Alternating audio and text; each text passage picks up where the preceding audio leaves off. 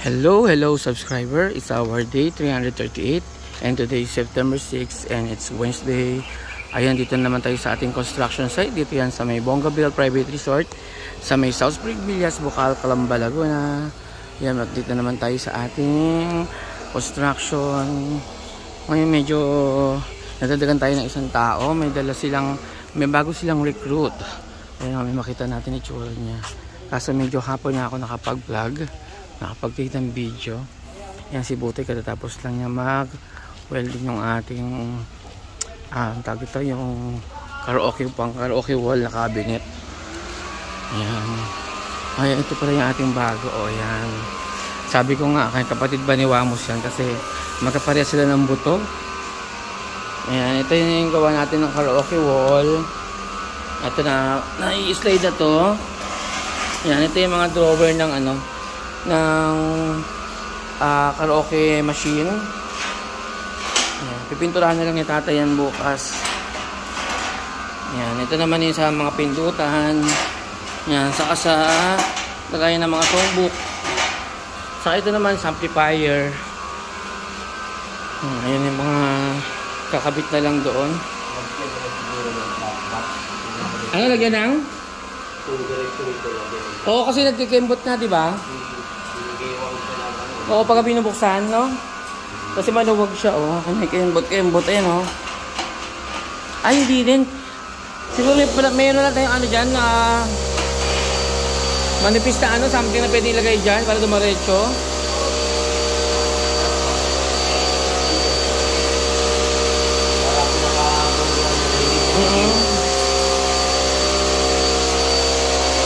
Yung panel kaya na kulay yung puti, pwede kaya yun? Yung puti natin na nilagay sa LED. Para atis plastic siya.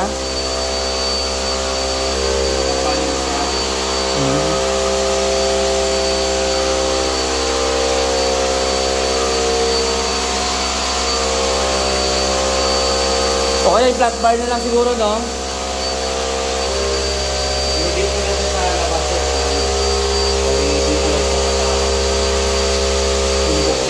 Oo, yun lang. Para hindi siya hindi kumigewang.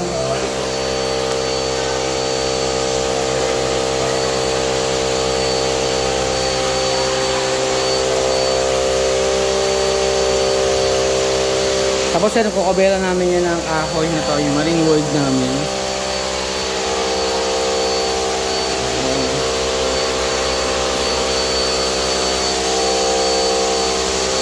Bukas makita natin kung anong mangyari.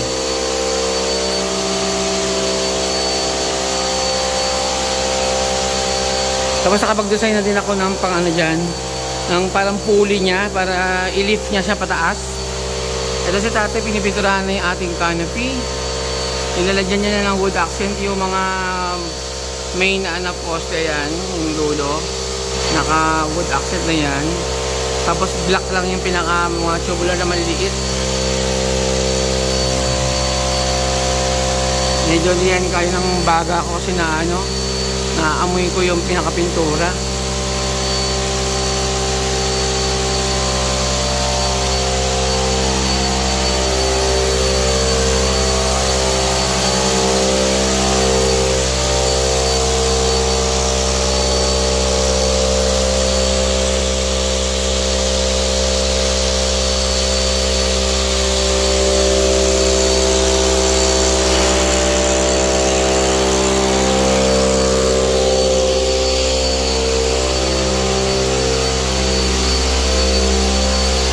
Kasi ito kanina, inayos na nila din kanina, pinipit nila.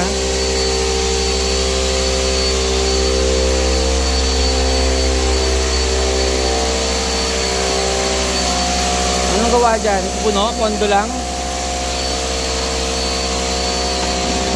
Yan, si tata kanina nilinis na yung mga wall ng konti, yung mga ibang malaki semento, tinatanggal-tanggal niya na. Tapos yung sika niya nung inayos niya yung yung gilid dito. Ayan, pinantay niya para pagka pinatungan ng yan, hindi siksik na siksik siya.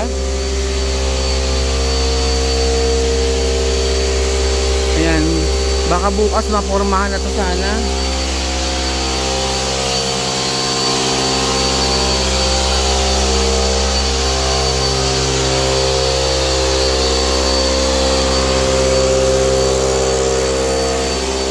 Yan, dumating na din si Wamo sa bakasyon.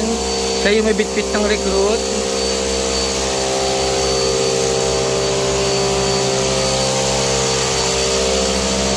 Yan, titik-tik niya yung ating drainage ng ano, sa halamanan dyan. Sa planter box natin.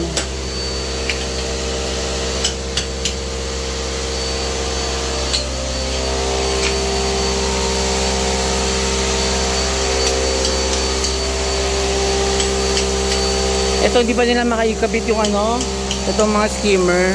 Kasabay na lang nila sa forma yan ng ano, para pagka ano, mataas siya. Kasi pag nilagay na nila, baka hindi nila makuha yung taas ng ano. Sabi ko yung pinakamataas na lang na pwede paglagyan. Para yung water level natin dito, hindi maapektuhan. Tapos yan, bumili na kami pintura ng ano, na para mong rubberize siya. Yung ginagamit sa mga basketball court. Yan, ipapahid na namin yan dito para kahit paano medyo maganda na tignan. Saka mailatag ko na dito yung mga pump namin at makapag piping na. At medyo kompleto na yung mga pipes ko, pati sa water filter ko nga meron na rin ako. Yan, dumating na nga siya. Wala lang ako ng mga filters noon, saka na ako bibili, baka ano eh. Tawag dito, mas maganda yung bagong deliver lang. Yan. Ito rin, mapormahan na rin to, sabi ko, para makapag-start na rin. Pero baka mauna tong piping ko dito kasi nga gusto ko na magkatubig kami. Ayan.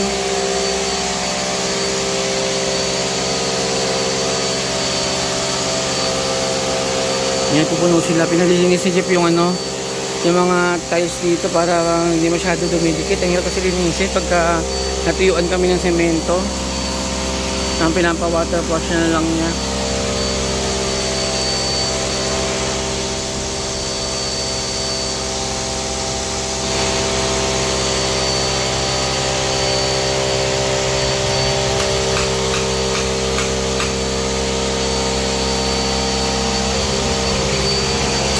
Yung pinaka-canopy namin, hindi naman din halata masyado, kung hindi dito ka sa malayo.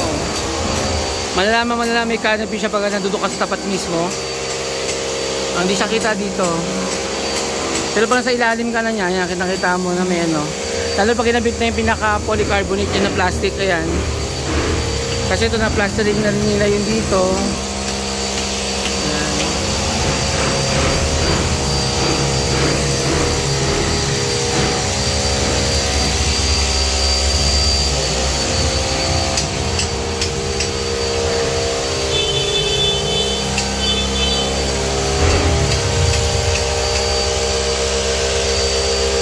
Nagawa na yung tatang kanila.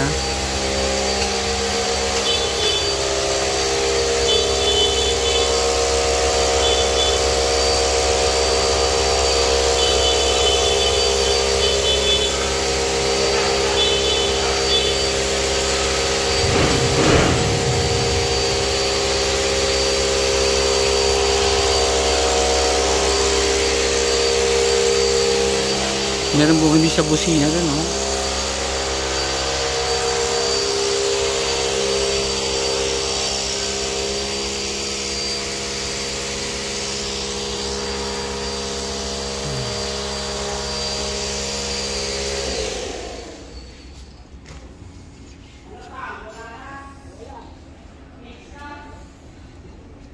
Parang tinutubig na yung ginawa kong ano doon. Inayos ko na basag. Kasi basag-basag yun, no? Solar. Parang may mga babos to dumi lang. Ako baka pinapasok din siya. Kung nagmo-moist siya, babos siya tayo yan eh.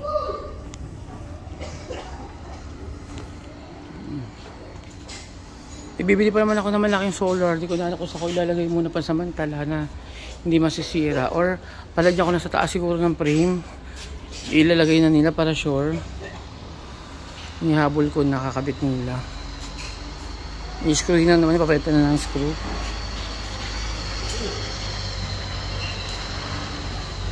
Ito na yung pinaka-release niya.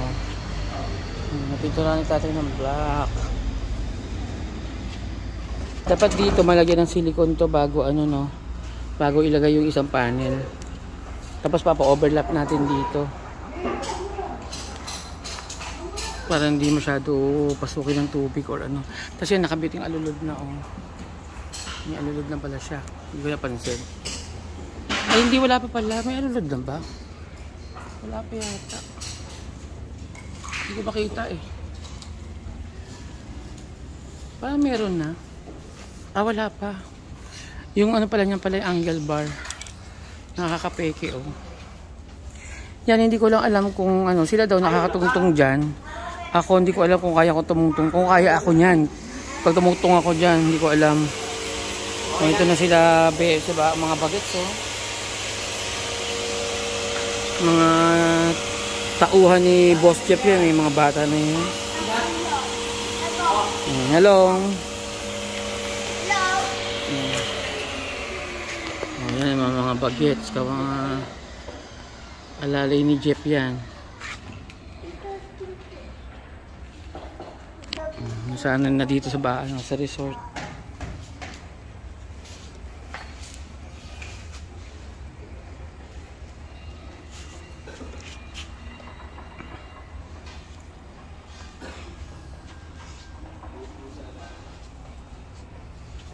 Ako, konti-konti na lang panahon.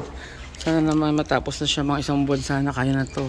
Kasi ilan ang taon namin. Pero tatry pa namin ulit magdagdag para sa mga welding. Kasi nga, gusto ko talaga yung higa. Hanggang ngayon kasi nahirapan ako mag-decide sa higaan. Kung bibili lang ba ako sa labas or yung kahoy.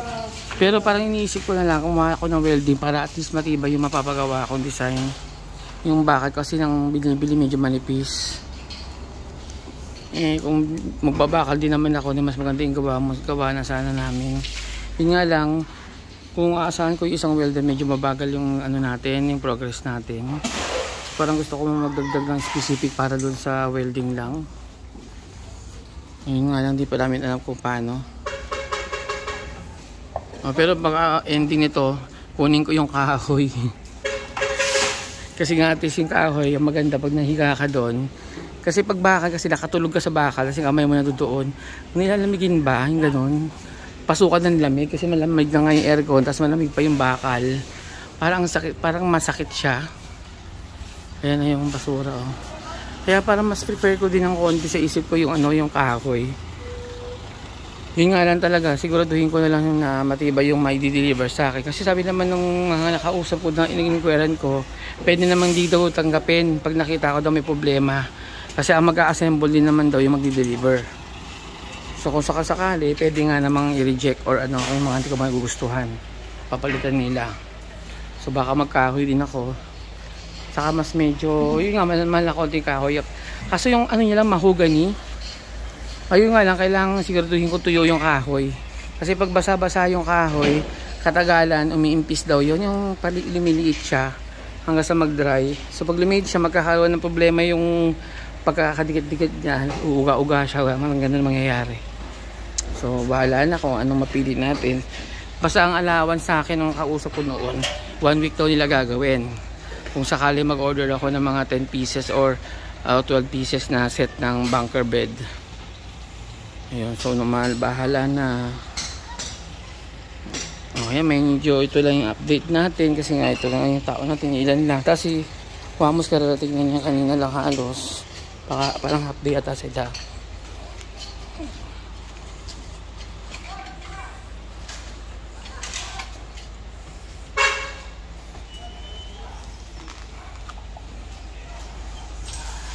Tapos si Foreman Jerry pala hindi na pala tutuloy talaga dito kasi nga tutuloy kasi mabibitin lang daw siya kung babalik din daw siya dito. So yun, magtutuloy-tuloy na siya dun sa isang project. Kaya yun, nagdala siguro ng isang kasama dito na labor.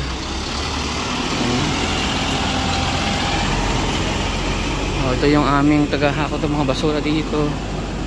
Hindi naman nahahakot siya.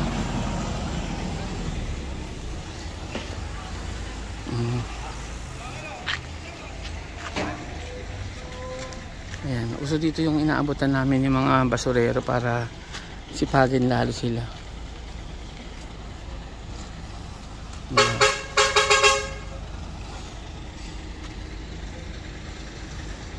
Mukhang may paihaw dito. Nagluto pala sila ng spaghetti. Silipin nga natin kung meron pa. Ano lang, corn beef lang. Mamirienda namin. Natikpan ko kanina eh. Saucy. Yung nga lang baka naubos na. May namang naubos na nga. Oh. Ay, wala na nga. Ay, meron pa, ayan o. Saucy spaghetti. Nangluto si, ano, yung kapitbahay namin si Jeff yung talaga diyan sa may bahay na to, yan. Yung nag-iihaw siya ngayon.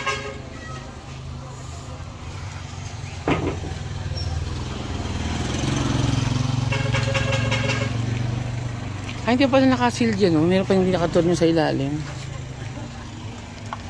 Yan, hirapan siguro dumaan yung, ano, kaya inusok ni Boss Jeff yung ating, ano, sasakyan.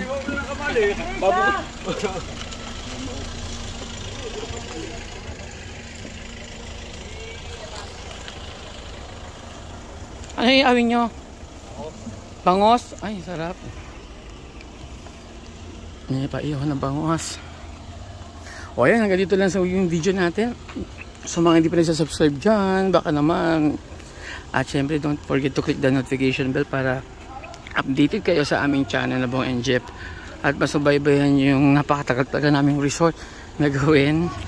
Ang Bongabel Private Resort. Dito yan sa may South Spring Villas, Bocal, Calamba, Laguna. Hanggang dito na lang. Bye-bye.